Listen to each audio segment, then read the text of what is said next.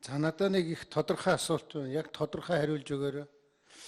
Та бүхний тарааж байгаа энэ материал дээр ийм байгаа. 670 мянган хүн төрөвчлсөн онцлогоор шинжилгээ өгсөн. 2.3 сая хүн PCR-ын шинжилгээ өгсөн. Ингээд давхардсан тоогоор бол нэг 2.9 сая хүн иргэн одоо шинжилгээ хамруулсан гэж байгаа юм шиг. Энэ хэдэн төгрөг болж байгаа надад яг төгрөгийг хэлээд өг. 600 мянган иргэн бол төрөвчлснээр нөгөөдөл нь PCR-аар. За энэ хин амар сайхан гэдэг сайд энийг ахсаас хойш. За би бас нэг бодиттой юм хэлье. Бас юм хийх гэдэг шиг байх юм. Өшөө сайн базаад өгөөч. Эн чинь цар тахлын нөхцөл байдал шүү дээ. Энэ одоо өвчин зовлонгоор зоолж дундаас мөнгө хийх гэсэн баахан амт юм байна цаан чинь. Та тэрнтэй тэмцэх гээд байна. Олигтойгоо тэмцэлдэ. Энэ нэг PCR-ын шинжилгээ, ямар нэгэн шинжилгээ ерөөсөө утга байхгүй шүү дээ. Тэр халдвар төвчл судлалын дарга солигдоод хин гэдэг хүн болсон гинэ. Баттар өөрөө юу? За би харин баяр хүрэх гээд байгаа. Би зүгээр ингэ юм эргүүлж яваад өөрийн чинь нэг ярьсан үг уншлаа.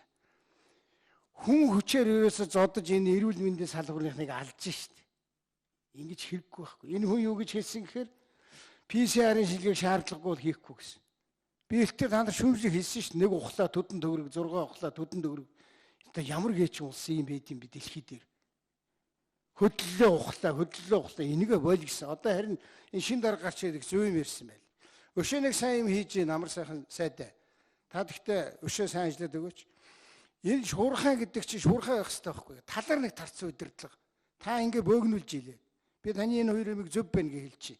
PCR-ыг ингэж одоо мөнгөн талаас нь асуугаад байгаа чинь энэ учир утгагүй зогсоох хэрэгтэй. За би хоёр санал байгаа. Нэг нь бол дархлаажуулалт. Та биш та дархлаажуулалт төр заавал аюулгүй зөвлөлийн гишүүн аюулгүй зөвлөлийн зөвлөмжийг авах хэрэгтэй. Израиль тэр цөөхөн сая хүнтэй улс. Энэ чинь популяц гэдгийг. Бид нар чинь бол 3 сая хүнтэй популяц, тэрэн дотроос 2 сая хүнтэй, иргэд нь 2 сая. 2 сая хүнд вакцин хийх тухай ярьж байгаа. Энэ дээр ийм олон төрлийн юм хийж болдгоо маа. Би ирэх биш энэгээр чи 10 жил судалгаа хийсэн. Болохгүй. Аюулгүй зөвлөмжийг ав. Израилууд яасан гэхээр Pfizer гэдэг тэр вакциныг л хийн. Тэр компанид ингээд мэдээлэл өгн авна юу болж яаг ингэсэн.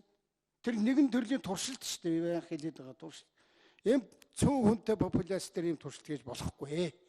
Та тэгэхээр би танд зөвлөж шүү. Аюулгүй зөвлөлийн албан ёсны шийдвэрийг заавал гаргуул. Түүнээс биш айлуудын өгсөн тусламжийн вакциныг монголчууд шахна гэдэг бол маш буруу юм болно шүү. Энэний үр дагавар юу болохыг өнөөдөр хэн ч хэлж чадахгүй байгаа. Өшөө нэг юм байна. Та бүхний тараасан материал дотор халдвар авсны дэрэгдээ 80% шинж тэмдэггүй болно шинж тэмдэг багтаа хөнгөн хэлбэрээр өвчилж байгаа иргэдэг өөрсдийн хүсэлтийн дагуу гэрээр хэмжлэх арга хэлбэрийг шинээр хэрэгжүүлж байгаа. Энэ их бас их зөв зүйтэй. Юу яасан 4.3 сая вэ? Юу яасан 8 сая вэ? Би хэлээд нь шүү дээ өвчин зовлонгоор дарин төлөөд баахан мөнгө төгрөг идэж уусан юм болсон. Одоо харин 4.3-аас багасгамаар байна. Гэрээр нэмжлэх аргын зааж өгмөр байна. Би сая нэг өвчлө гараад ирсэн хүний бичлэг харлаа. Тэр хүн өөрөө амьдараа ярьж байгаа болохоор худлаа хэлэг байлгүй. С витамин, Д витамин өгдөг гэж байна. Дээр нь 2 төрлийн тан нэмж авбал ав гэдэг гэж. Ингээд одоо наадахаа багасгаач. Энэ 80% нь үнэхээр ийм байгаа юм бол энэ салбарын хүмүүсийн тамалдгаа болооч. Энд тохирсон байлдааны хой ариун буй. Энд тохирсон байлдааны стратеги боловсруулаач, тактик боловсруулаач. За, тэлтөө гişөө 1 минут.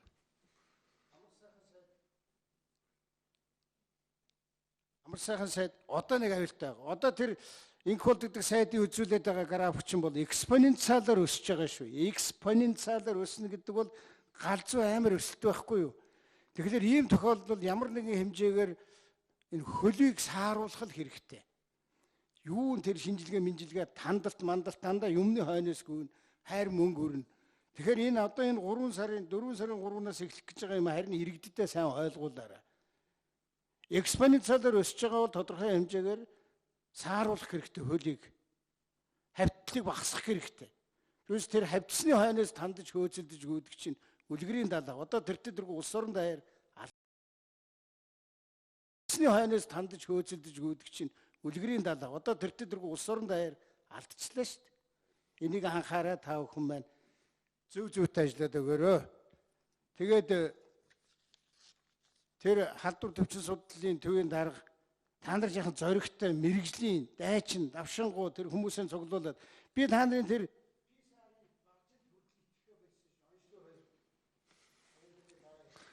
за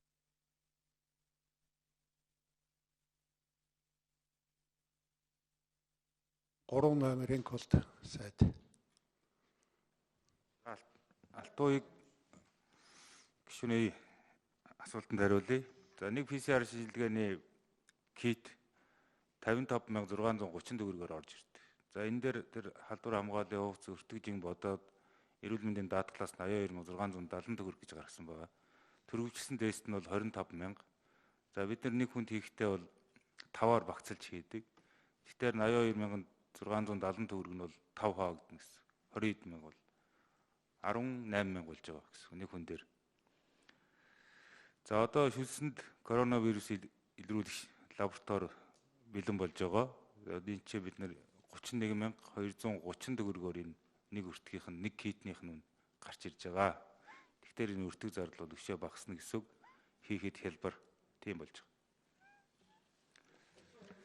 За ойролцоогоор таны саяны тоог үржүүлж үзсэн би 2,300,100 хүнээр бодож 190 тэрбум байна. 190 тэрбум. Тэ 82,000-аар нь бодож үржүүлэхтэр.